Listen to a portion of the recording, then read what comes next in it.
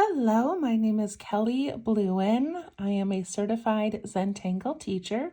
Welcome to our Inktober challenge.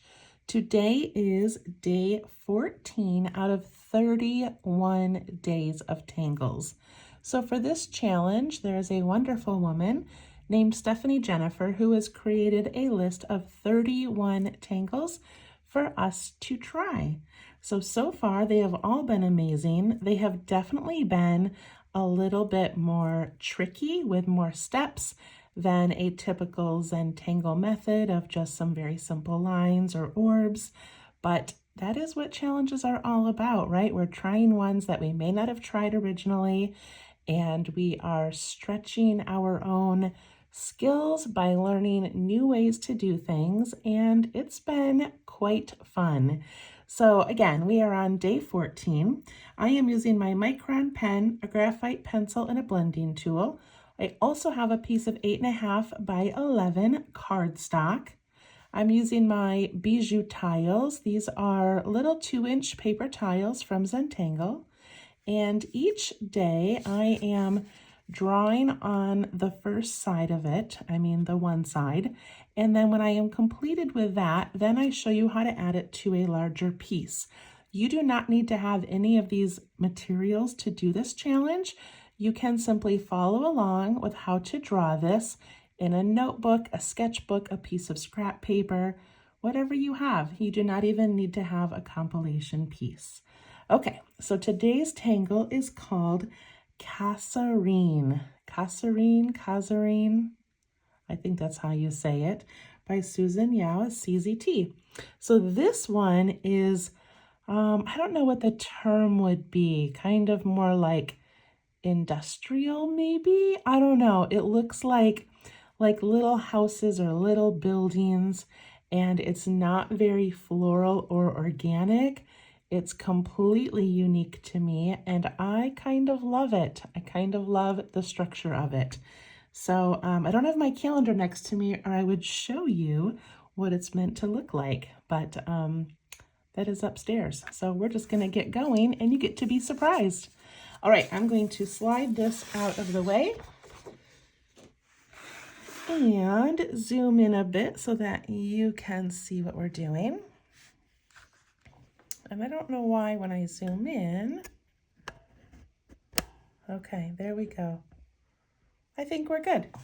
All right, Casarene, I believe is how you say it. Again, day number 14. All right, this is a grid pattern, and I don't think we've had any grid patterns yet, so I'm kind of excited. I always like the structure of a grid pattern. All right, I'm going to take my pencil, not my pen, and I am going to draw a square on the inside of my paper tile. If you are doing this on a piece of notebook paper or inside a journal, just draw about a 2-inch by 2-inch square. And then we're going to divide it into fourths. So we're going to put a line across the middle and a line down the middle.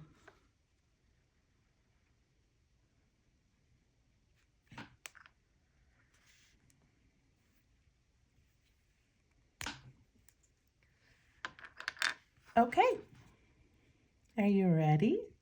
So once we have our grid made, we are going to start putting in some lines, and I'm going to do each line 4 times, and then we'll keep going back and adding, all right?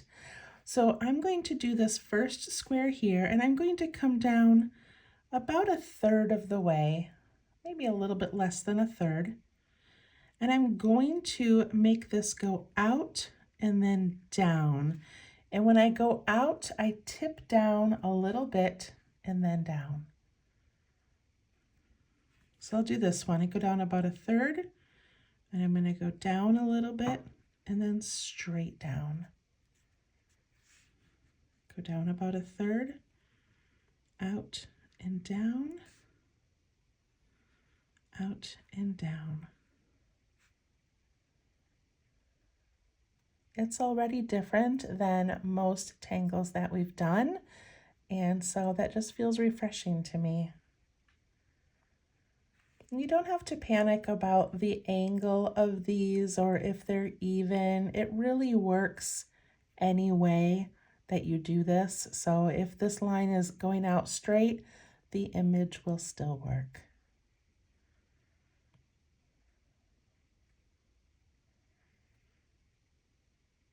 Okay, are you ready?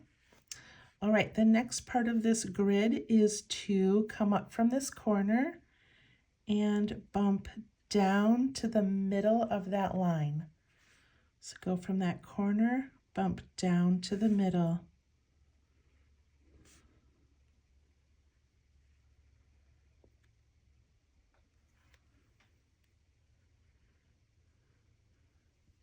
It reminds me a little bit of Duplos. Did you ever play with those where you stack them on top of each other? That's what it reminds me of.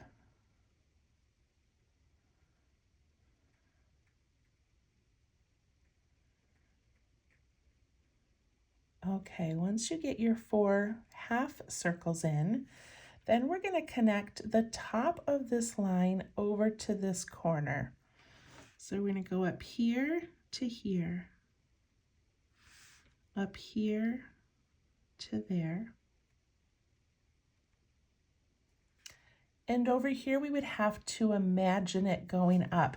So it's not going to go all the way to the corner. It's going to go to about a third. So we're going to go like this. We're just going to go up a little bit. And that, you can tell, kind of continues that little zigzag shape.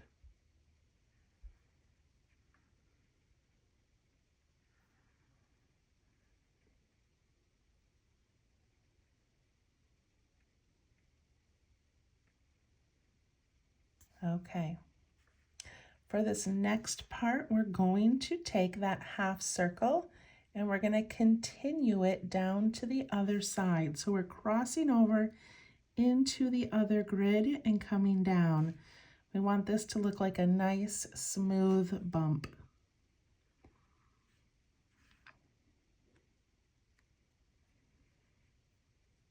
And I'm going to about halfway on that line. And then we have to imagine where this one would come out and come down to about the halfway point.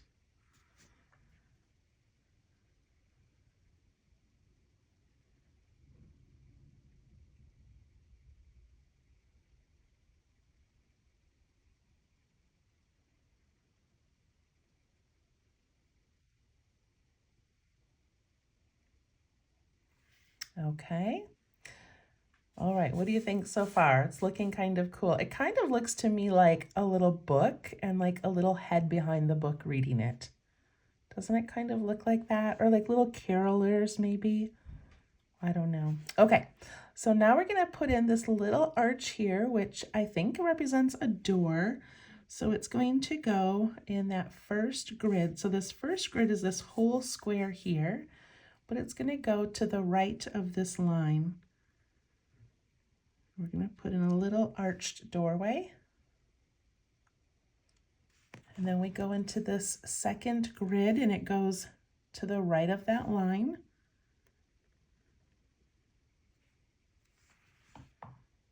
And we go down into this grid and we do that again. And to the right of this one.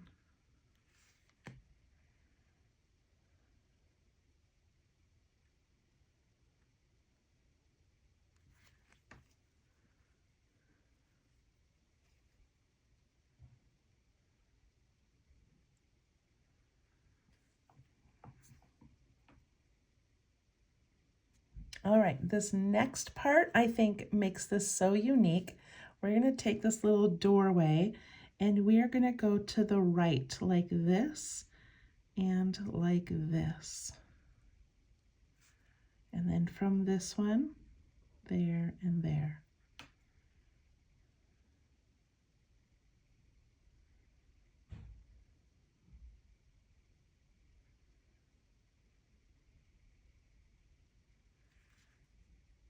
And then I like to do it up here on these ones as well. I imagine these little lines going up to the door.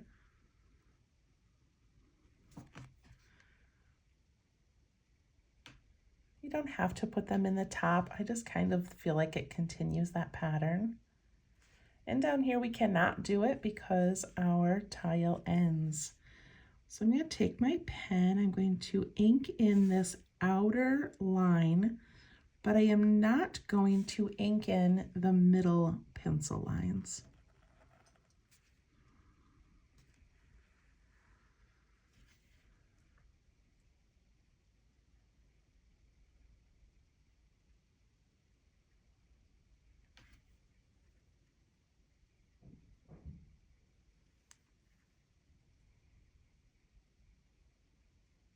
Okay. So for the last part of this, there are all different variations. One thing that you can do is ink in these dark door areas. I think I'm just going to shade them and I'm not going to fill them in with dark ink, but that is one thing you can do. Another thing you can do is not put in these little lines, and we can put a line across here and just make it more like a grid, like this is on top and then this. But I sort of love the illusion when these come down. It just sort of plays with my perception a little bit. I can't tell if it's bending backwards or forwards, or I don't know, I just think it's kind of cool.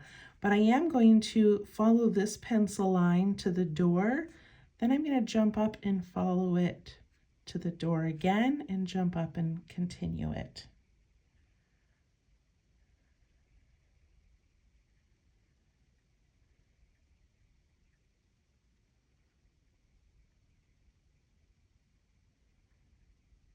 And I feel like I might like it also if I actually just continue it all the way. I don't know why. I just decided I kind of want that to go all the way across. Okay, and then one thing that she does on one of her variations is to fill in this extra space with just some little lines. I don't remember if that was her example or someone else's example. On one of them, they filled that space with dots. Other ones, they don't fill it at all. But I'm going to put in some lines.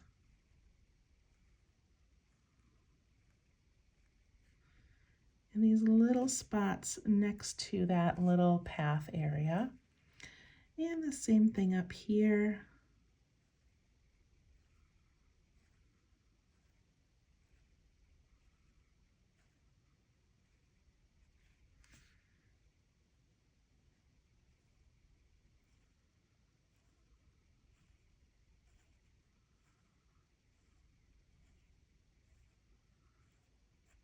Was it M.C. Escher, the artist, that would create those images that were like a 3D building with stairs, but like they never end and you can't tell if they're going backwards or forwards, or that's sort of what this reminds me of. I don't know, I just kind of like it. All right, I'm going to put my initials on and do some shading so we can finish this and give it kind of a cool look. Okay, so we have this pencil line coming down, and I'm going to take my pencil and I'm going to add to the right of it a thick, shadowy line.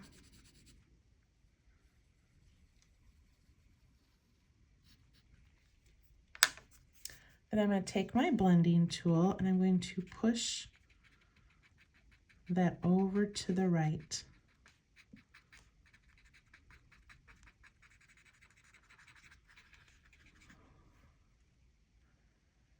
Look at how that changes the dimension. I do the same thing right here because this would be the center line if our grids continued.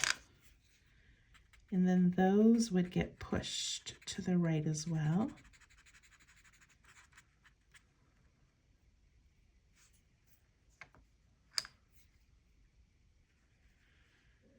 And then on that right hand side, actually on the left side of the door, but on the inside, I'm going to put a little shade there and down that part of the path. So on that side of the door, that side of the door, that side of the path.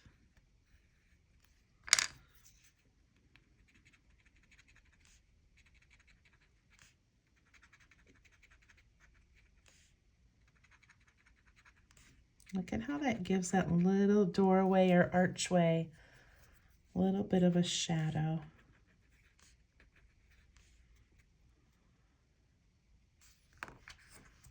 I have a tiny bit of that path coming down here and down here.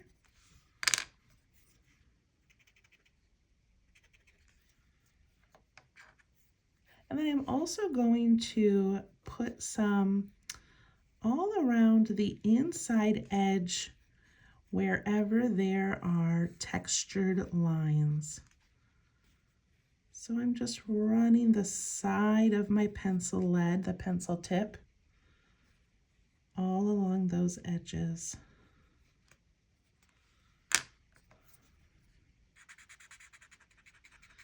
And when we soften those and pull them towards that middle, it just sort of pushes those lines to the background.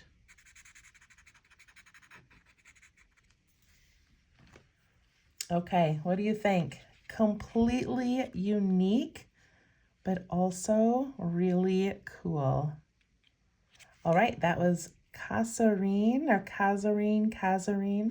by Susan Yao, a CZT. All right, let's add that to our piece. Zoom out so we can take a peek here. So it is definitely unique compared to a lot of these floral and organic tangles. So if I put it down here, I feel like we've got a structured pattern and a structured pattern, and I don't think I want that. I feel like I want this maybe up here, because we've got a lot of floral organic stuff happening, and this might look like just some unique buildings kind of in the background. So I think I'm going to put mine right there. Seems like a good spot for a grid pattern. Okay. Zoom in a bit. Push that off to the side. And I'm going to take my pencil and put in a grid. So now you have some options. You can just do the 4 square grid again, or you could do it as a border, or you could do it smaller, but do like a 9 grid, a 3 by 3, just to get more of an idea of what that would look like added on to. So lots of options, but I'm just going to go with the 4 square. So I want mine to kind of bump into these other patterns.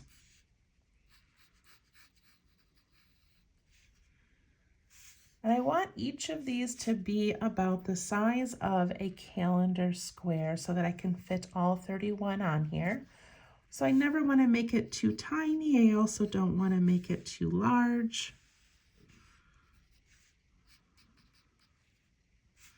That seems pretty good.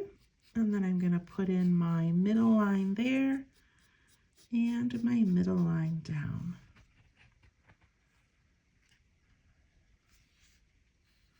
I'll darken mine a little bit so you can see them better.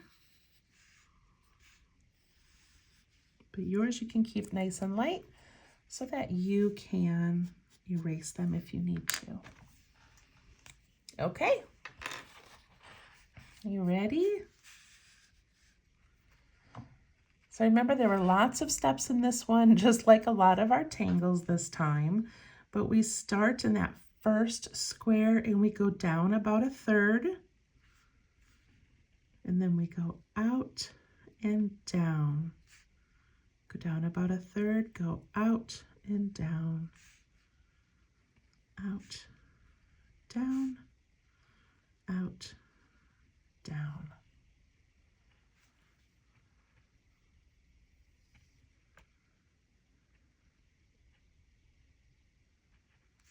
Then we add in those half circles that start at that top corner of each square, and they come down to about the halfway point.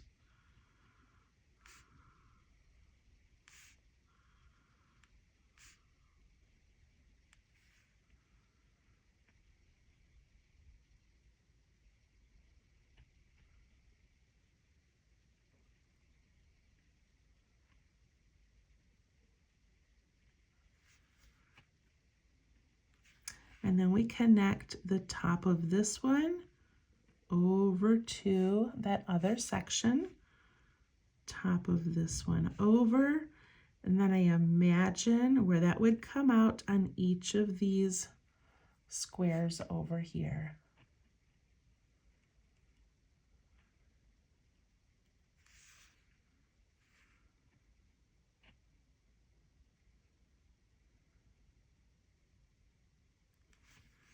Then we continue our half circle to come down on that other side. I like how our pattern crosses over that grid and over that one. And then we can imagine where it would come out over here. Now this top part I'm able to see I've got some space over here. So I'm going to let it continue as if that grid keeps going.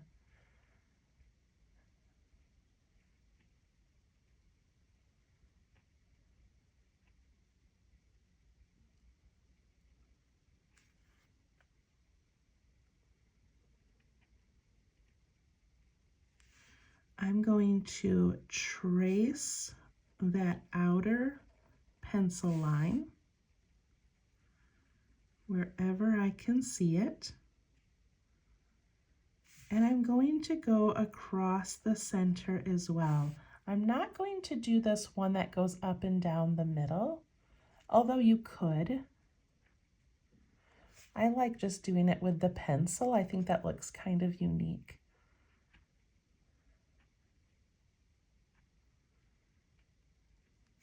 All right, we got to put in these little arches or doorways. So we go into this first square right here, and I do it to the right of that middle line. And I go into the next square and I do it to the right of that line, to the right of the line, and to the right.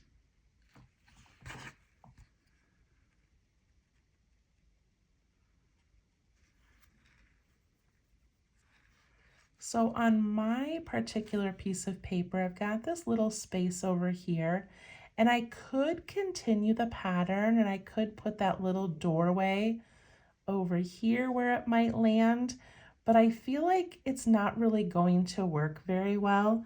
So I'm probably just going to fill this in with other things, but I could, if I wanted to, extend that out.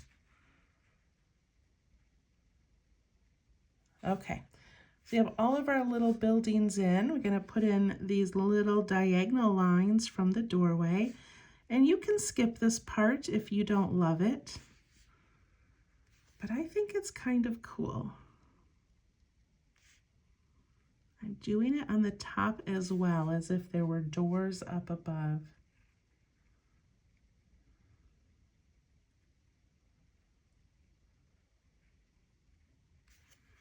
And then I'm going to add those really light on my pen, thin little striping lines.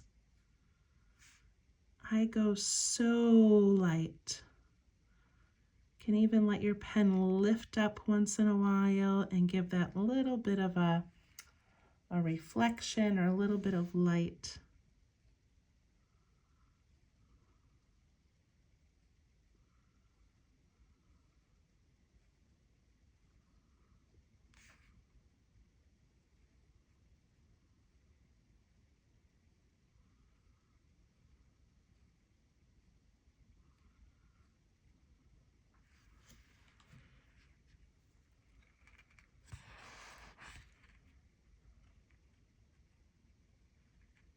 All right, I think that looks pretty good.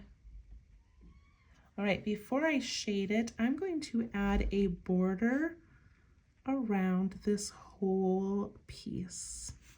I guess not around the top because that's already against an edge, but I'm just going to give this little border around the parts that I can see.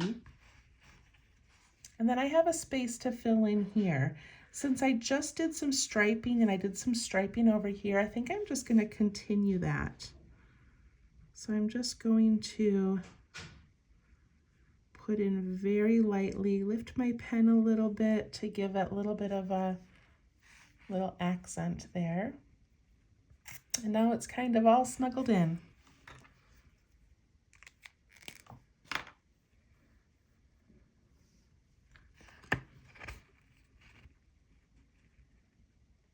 Okay. Give you a second to catch up. I tend to go faster once I get to the compilation piece.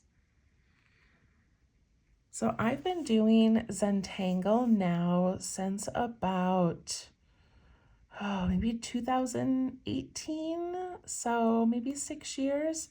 And in the Zentangle community, they have something called your mac and cheese tangles, and it just means like your go-to, like the tangles that you find the most comforting, the most simple, that you do over and over again.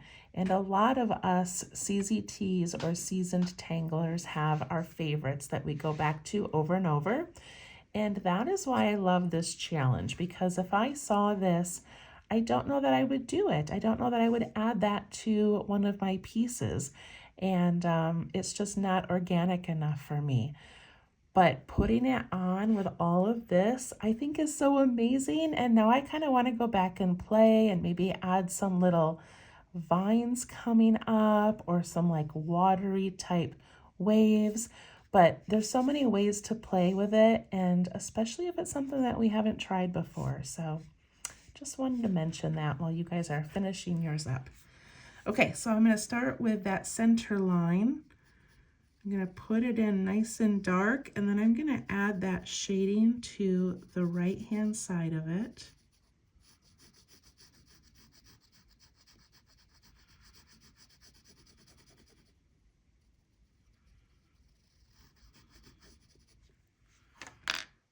I'll take my blending tool and I'm going to push it off to the right.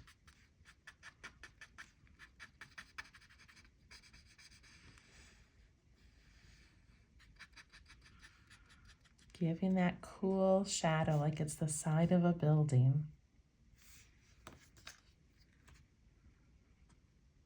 And I really only have that one line down because this one is so hidden. I've got a tiny bit there and a tiny bit here. But that's about it for that other side. Yours you might be able to see a little bit better. And then if you want to be a little bit different on this one, you could ink in those little doorways and those little walkways with dark ink, but I'm just going to use my shading again. So I'm going to go on that inside edge of the left side of the door, and down that left side of that path.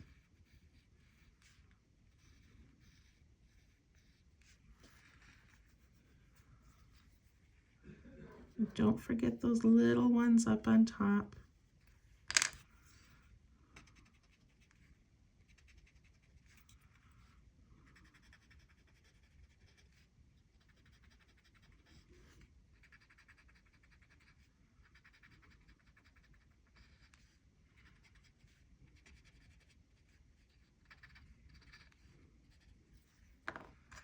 And then I'm going to do the inside edge of those textured areas.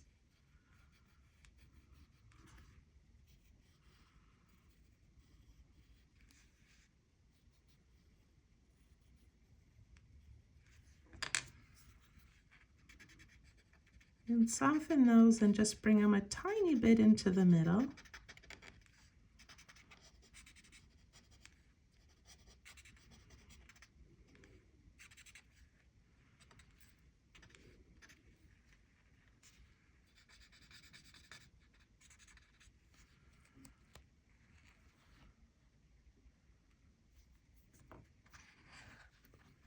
And then I have it tucked in, and it's tucking in behind this big flower one up here. What was that one called? I'm not remembering. I don't have my little calendar next to me. Okay, what was that one called? Oh my goodness, I can't remember. Anyway, so I'm going to go around the outside edge of that and give it a nice, bold, dark line wherever it goes over the next tangle. It also tucks behind our po-yang a little bit. Okay.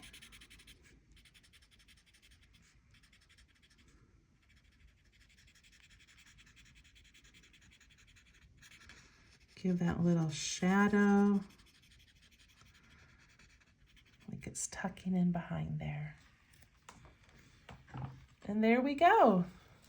Look at how cool that looks. Look at how that adds something totally unique to our composition here.